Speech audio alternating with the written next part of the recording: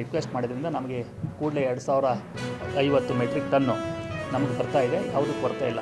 ನಾನು ಇಷ್ಟೇ ರೈತರಿಗೆ ಹೇಳೋದು, ಜಾಸ್ತಿ ಯೂರಿಯಾ ನಾವು ಯೂಸ್ ಮಾಡೋದ್ರಿಂದ ನಿಮಗೆ ಬೆಳೆ ಬರುತ್ತೆ ಅಂತಕ್ಕಂಥ ತಪ್ಪು ಕಲ್ಪನೆ ಇದೆ. ಮೈಕ್ರೋ ಏನು ಯೂರಿಯಾ ಇದೆ ಅದನ್ನು ನೀವು ಯೂಸ್ ಮಾಡ್ಬೋದು. ಅದು ಇದಕ್ಕಿಂತ ಭಾಳ ಚೆನ್ನಾಗಿ ಎಫೆಕ್ಟಿವ್ ಆಗಿ ವರ್ಕ್ ಆಗ್ತದೆ. ಅದನ್ನು ನೀವು ಸದ್ಬಳಕೆ ಮಾಡಿಕೊಂಡ್ರೆ ಯೂರಿಯದ ಸಮಸ್ಯೆನೇ ಬರೋದಿಲ್ಲ. ಮತ್ತು ಇವತ್ತು ನಾನು ರಾತ್ರಿನೂ ಕೂಡ ರಾತ್ರಿ 9 ಗಂಟೆಗೆ ನಾನು ನಮ್ಮೆಲ್ಲ ಅಧಿಕಾರಿಗಳನ್ನ, ಕೃಷಿ ಅಧಿಕಾರಿಗಳನ್ನ ಕರೆದು ಸೂಚನೆಗಳನ್ನು ಕೊಟ್ಟಿದ್ದೀನಿ. ನಮ್ಮ AC ತಹಶೀಲ್ದಾರ್ಸ್ಗೂ ಕೂಡ ನಾನು ಸೂಚನೆಯನ್ನು ಕೊಟ್ಟಿದ್ದೀನಿ. ಈಗಾಗಲೇ ಅವರು ಕೂಡ ಎಲ್ಲರೂ ಕೂಡ ಫೀಲ್ಡಲ್ಲಿ ಹೋಗಿ ಚೆಕ್ ಮಾಡ್ತಾ ಇದ್ದಾರೆ.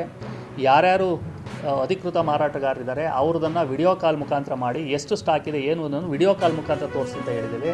ಮತ್ತು ನಮ್ಮ ಅಗ್ರಿಕಲ್ಚರ್ ಆಫೀಸರ್ಸ್ ಕೊಟ್ಟಿದ್ದೀವಿ. ನಮಗೆ ಟ್ರೈನಿಂದ ಬಂದಂಥದ್ದನ್ನು ಯೂರಿಯಾ ಆ ಬಂದಿದ್ದನ್ನು ಯಾರಿಗೆ ಕೊಟ್ಟಿದ್ದೀರಿ ನೀವು, ಅವ್ರು ಯಾರಿಗೆ ಕೊಟ್ಟಿದ್ದಾರೆ, ಅವ್ರು ಯಾರಿಗೆ ಕೊಟ್ಟಿದ್ದಾರೆ ಅಂತ ಟ್ರ್ಯಾಕನ್ನು ಕೂಡ ಮಾಡೋದಕ್ಕೆ ನಾನು ಈಗಾಗಲೇ ಹೇಳಿದ್ದೀನಿ.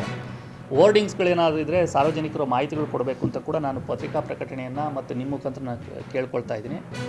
ಸೊ ಕಳೆದ ವರ್ಷವೂ ಕೂಡ ಇಷ್ಟೇ ಮಳೆ ಆಗಿದೆ, ಇದಕ್ಕಿಂತ ಜಾಸ್ತಿ ಮಳೆ ಆಗಿತ್ತು. ಈ ಸಾರಿ 66% 66 ಹೆಚ್ಚುವರಿ ಮಳೆ ಆಗಿದ್ದರೆ ಲಾಸ್ಟ್ ಇಯರ್ 90ರಷ್ಟು ಮಳೆ ಆಗಿತ್ತು. ಲಾಸ್ಟ್ ಇಯರ್ ಕೊರತೆ ಆಗಲಿಲ್ಲ. ಈ ಸಾರಿ ನಮ್ಮಲ್ಲಿ ಕೊರತೆ ಆಗೋದಕ್ಕೆ ಕಾರಣ ಏನು ಅಂದರೆ ರೈತರುಗಳು ಜಾಸ್ತಿ ಇದು ಸಿಗೋದಿಲ್ಲ ಅಂತೇಳಿ ಹೆಚ್ಚಿಗೆ ಖರೀದಿ ಮಾಡಿ ಇಟ್ಕೊಳ್ತಕ್ಕಂಥ ವ್ಯವಸ್ಥೆಯೂ ಕೂಡ ಇದೆ ಅಂತೇಳಿ ನಾನು ಕೇಳ್ಪಟ್ಟೆ. ಹಾಗಾಗಿ ಆ ಥರ ರೈತರುಗಳು ಯಾರೂ ಆತಂಕ ಪಡೋದು ಬೇಡ. ಗೊಬ್ಬರ ಇದೆ, ನಾವು ಮ್ಯಾನೇಜ್ ಮಾಡ್ತಾಯಿದ್ದೀವಿ.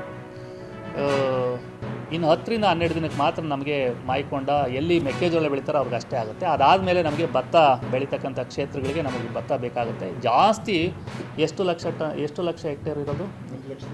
1,20,000 ಏರಿಯಾದಲ್ಲಿ ಮೇಯ್ಸ್ ಬೆಳೆದಿದ್ದಾರೆ. ಹಾಗಾಗಿ ಈಗ ಒಂದು 10 ದಿನ ನಮಗೆ ಡಿಮ್ಯಾಂಡ್ ಇರುತ್ತೆ. ಡಿಮ್ಯಾಂಡಿಗೆ ನಾವು ಮೀಟ್ ಮಾಡಿ ನಾವು ಕಳಿಸ್ಕೊಡ್ತೀವಿ. ಮತ್ತು ಇದರಿಂದ ಮುಳ್ಸಜ್ಜೆ ಜಾಸ್ತಿ ಆಗ್ತದೆ. ಮತ್ತು ಮೆಕ್ಕೆಜೋಳವನ್ನೇ ಬೆಳೀತಾ ಇದ್ದಾರೆ ಪ್ರತಿ ವರ್ಷವೂ ಕೂಡ ಕಳೆ ಜಾಸ್ತಿ ಆಗ್ತದೆ. ಹಾಗಾಗಿ ನೀವು ಆಲ್ಟರ್ನೇಟಿವ್ ಕ್ರಾಪನ್ನು, ಪರ್ಯಾಯ ಬೆಳೆಗಳನ್ನು ನೀವು ಪ್ರತಿ ವರ್ಷ ಕಾಳು ಬೆಳೆಗಳನ್ನ ಬೆಳೆಸ್ಕೊಟ್ರೆ ನಿಮಗೆ ಇಳುವರಿನೂ ಜಾಸ್ತಿ ಆಗುತ್ತೆ, ಭೂಮಿಯಲ್ಲಿ ಪೋಷಕಾಂಶನೂ ಜಾಸ್ತಿ ಆಗ್ತದೆ, ಮತ್ತು NPK ಅಂಶ ಜಾಸ್ತಿ ಆಗುತ್ತೆ. ರೈತರುಗಳು ನಾನು ಮನವಿ ಮಾಡೋದಿಷ್ಟೇ, ಗೊಬ್ಬರ ಪ್ರಮಾಣವನ್ನು ದಯಮಾಡಿ ಕಡಿಮೆ ಮಾಡಿ. ಆ ಕೆಂಪಗಾಗ್ಬಿಡುತ್ತೆ, ಯೆಲ್ಲೋ ಕಲರ್ ಆಗುತ್ತೆ, ಹಳದಿ ಕಲರ್ ತಿರ್ಕೊಳ್ಳುತ್ತೆ ಅಂತದ್ದು ತಪ್ಪು ಭಾವನೆ ತಮ್ಮದು.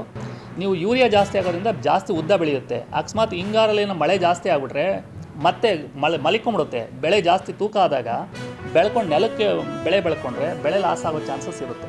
ಹಾಗಾಗಿ ಆದಷ್ಟು ಕಡಿಮೆ ರಸಗೊಬ್ಬರವನ್ನು ಬೆಳೆಸಿ, ಇಳುವರಿ ಚೆನ್ನಾಗಿ ಬರುತ್ತೆ. ನ್ಯಾನೋ ಯೂರಿಯಾನ ನೀವು ಜಾಸ್ತಿ ಯೂಸ್ ಮಾಡಿರಿ. ಸದ್ಯಕ್ಕೆ ಏನು ಸಮಸ್ಯೆ ಇತ್ತು ಅಂತ ಹೇಳಿದರೆ ಅದನ್ನು ಬಗೆಹರಿಸಿದ್ದೀವಿ.